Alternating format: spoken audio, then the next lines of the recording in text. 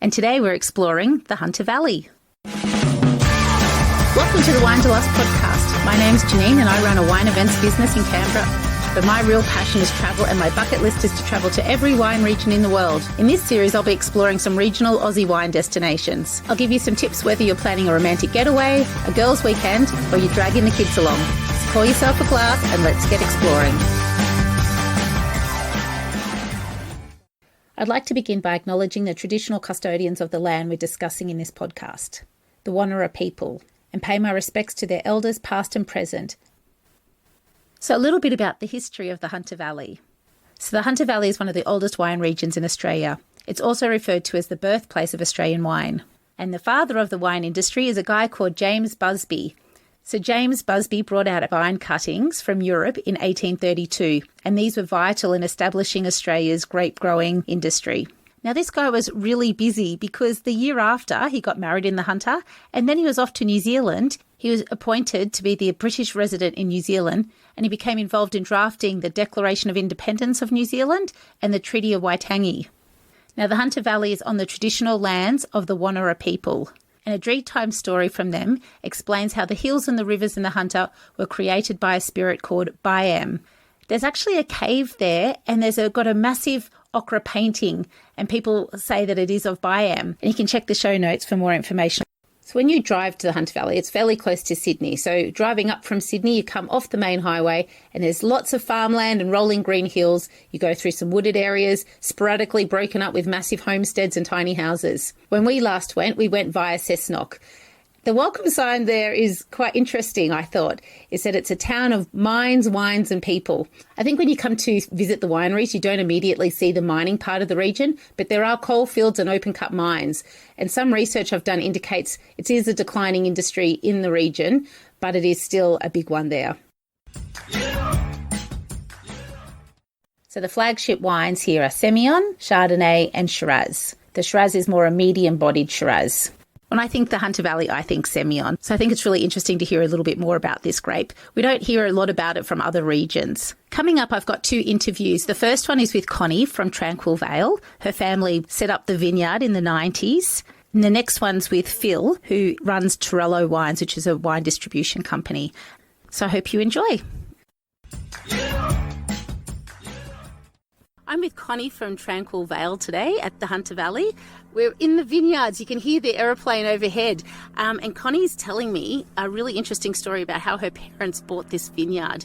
Yeah, hi. So we moved out here in the mid-90s. My parents were wine enthusiasts. They were both from the UK, and this was their crazy dream. So they literally saw this ad in the newspaper for a plot of land with nothing on it. It was an old dairy farm that had been subdivided, but on the Hunter River, and they thought, well, we love Hunter Valley wine, so why not? And they called up the agent and they put in an offer, and they managed to get the property. So when then it actually came off, they thought, well, now we have to actually do it. So they came over and started setting up the vineyard and accommodation as well. And now we have, 23 years later, we're still here.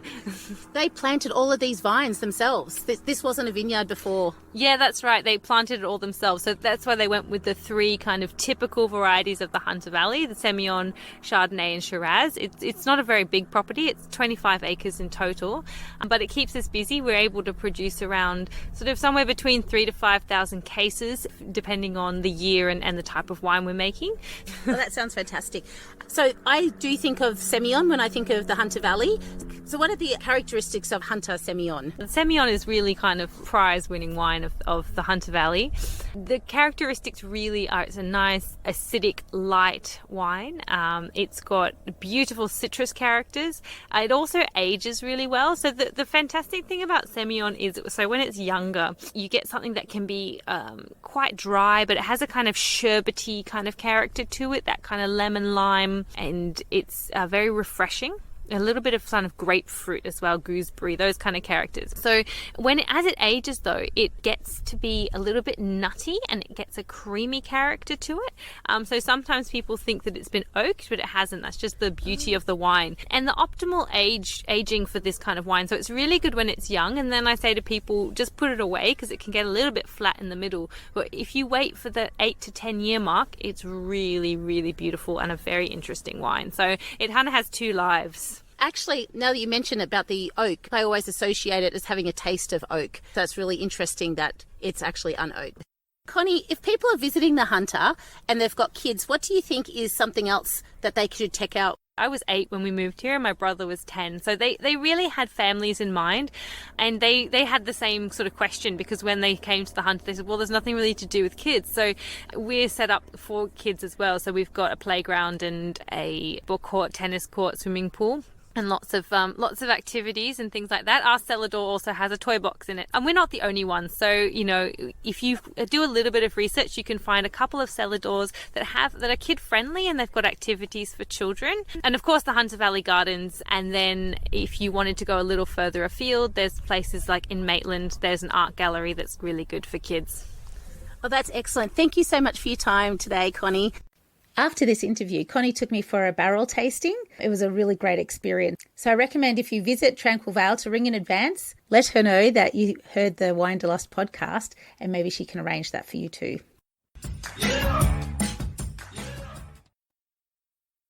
Hi, Phil. Thanks so much for joining us. No problem. So tell me about the Hunter Valley. What do you love about the Hunter? I'm going to take probably a bit of a different slant on it from what you normally hear in terms of the young guns of the Hunter and all that. I'm just going to raise my hand up and say I love the more conventional things that the Hunter produces. Obviously, it's known for Semillon and Shiraz. Chardonnay is probably the third strongest varietal up there. And there is a little bit of alternative stuff being done there. There's some Tempranillo, there's a lot of Barbera, a little bit of Merlot, and a few other things as well, and some different styles of winemaking. But I look at, in terms of the better producers in the Hunter, I always look at the traditionals, the Tyrrells, the Broken Woods, Mount Pleasant, to a lesser extent McGuigan, etc.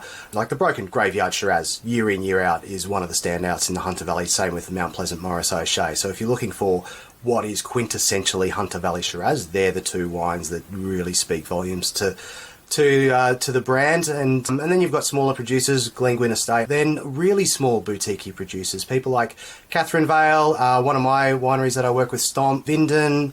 You've got to come back to the classics, which is dry Hunter Valley Semillon made in stainless steel with no malolactic, very traditional, and the medium bodied red fruited Hunter Shiraz. Yeah, there's no going past it as far as I'm concerned. I agree. I think Hunter and I think Semillon for sure. Yep. And so would you suggest when you buy it, try and keep yeah, I think like young Hunter Semillon is certainly an experience. Lots of kind of lemon, lime, citrus flavours in abundance. Semillon's a weird grape variety. After about 2 or 3 years in bottle, it starts to kind of go into a bit of a hole and it starts to taste a little bit, a little bit flabby and not altogether great.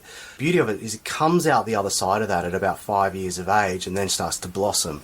You start to get some more honey, some more toasty kind of characters, and then that just, envelops everything as it ages. And some of the greatest examples of aged Hunter Semillons that I've had, the oldest one was a 33-year-old when I drank it, 1986 Tyrrell Semillon, but it was drunk in 2019. It was 33 years young at that point, wow. And it could have had another 5-10 years on it, easy. But it was an experience. Yeah. It's totally different from that young, sharp, vibrant, zesty Semillon. And I think, James Halliday wrote of Hunter Semillon that it's the Australia's gift to the wine world, and I totally agree with that sentiment. That's a great quote. So if you were to visit the Hunter... You've got Central Pecolbin, which is where most of the big guns are, but then you've got Broke to the west, you've got the Upper Hunter to the north, Mount View to the southwest, and then Lovedale to the east, and they're all producing very different and very unique takes on what the Hunter is. And I think that diversity is part of the Hunter's strength and keeps it vibrant and gives it a bit of vitality that a lot of people might not necessarily subscribe to when they think of the Hunter. Well, I think you're right. I didn't realise how big the Hunter was. So you could almost go and stay in a different little section each Yep. time you visit, Yep. if it's a getaway, weekend getaway. 100%. Now, a bit random for you. With the kids, what's something fun that you could do with the kids? There's all kinds of stuff. The family restaurants, the Irish pub, that kind of thing. There's horse riding. There's aqua golf. There's Wow. Alpaca farms where you can do you feed the alpacas for $30. You get like a pail of food and do all that kind of stuff. So, and there's farm stays and different stuff like that. So there's all kinds of things. And there's some cellar doors that are more family friendly. Definitely. Yeah. Definitely. Lots more cellar doors are doing things like that. Thank you so much, Phil, for your time. No That's dramas great. at all. Thank you. Cheers. So, what to visit? With over 150 wineries, you can't go too wrong. These are just a couple of the cellar doors that I enjoyed. One of my favourites, the Wine House. It's located right near the main roundabout on Broke Road. So we did the Icon wine journey, and this included access to about 20 different premium wines from across a variety of different wineries. And you get to serve yourself 15, 30 or 75 meal tastings. And then we also got a little tasting platter as well. So we did this from the comfort of a tasting room with beautiful views through trees overlooking a lake. I also love Scarborough. This is where I think I fell in love with Chardonnay in Australia. They've got 2 cellar doors in the Hunter Valley, and both of them are very child-friendly as well. Another cellar door is Hope Estate. This is quite a big one. They have lots of those huge concerts there. And if you're lucky, ask to pop upstairs because they've got these massive barrels in the room up there. And it's also where they film Farmer Wants a Wife. There's also Grape Mobile. It's quite a small cellar door, but it's also where you pick up your bike hire. It's the Pekolpin Brothers wine. So they've only got a couple of wines there. But they've got tons of different bikes, electric bikes, tandem bikes, and everything to get around the area. So what do you do for the kids? Well, the Hunter Valley Gardens is the key attraction in the area. Phil touched on aqua golf, and that's part of the Hunter Valley Gardens. And there's also a few alpaca farms around. There's the Adore Alpacas. There's also the Starline Alpaca Farm Stay. So you can either go for the day or stay overnight there. Connie also touched on the Maitland Museum. If you do need a babysitting service, we used Red Zebra. So the babysitter could occupy our son on the play equipment and go for scooter rides around the hotel complex. And he spent a lovely afternoon with her. We got to spend a lovely afternoon riding around, checking out some wineries. So everyone was happy. So where to stay? There are tons of places to stay in the Hunter. You can stay in the very luxurious and exclusive. There's lots of apartments and cottages, which are great for groups of friends and families. And you can also do camping. There's actually a free campsite in McNamara Park in Broke. We stayed at the Grand Mercure apartment. There's enough for our son to do during the day with the babysitter. But if you go a little bit further afield, you might find it a little bit more reasonably priced. And then there's all these other wineries that you might not have been exposed to, which I really love the idea of. As we noted with Connie, Tranquil Vale's a little bit further towards Maitland. Her property is beautiful. It's got 3 or 4 cottages on site. There's a swimming pool and lots of stuff to do for the kids there. Quick stats. So the Hunter Valley is about 2.5 hours northwest of Sydney, or about an hour west of Newcastle. The Hunter's made up of lots of little towns and areas. There's Pekolpin, Broke, and the larger towns of Cessnock and Maitland. About 600,000 people live in the Hunter region. The flagship wines include Semillon, Shiraz, and Chardonnay. Hope this has given you some ideas to check out and enjoy your time in the Hunter Valley. And if you do visit any of the businesses we've spoken about, let them know that you heard it through the Winederlust podcast. Happy travelling!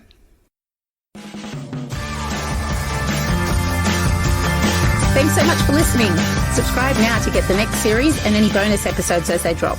Go to winederlust.com.au for everything discussed today. You can also access Wine Selectors for more travel information and wine deals. And Booktopia, where I get all my travel and wine books from. Till next time, happy wine travels.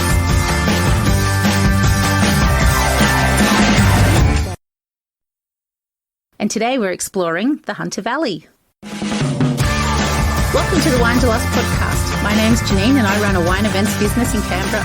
But my real passion is travel, and my bucket list is to travel to every wine region in the world. In this series, I'll be exploring some regional Aussie wine destinations.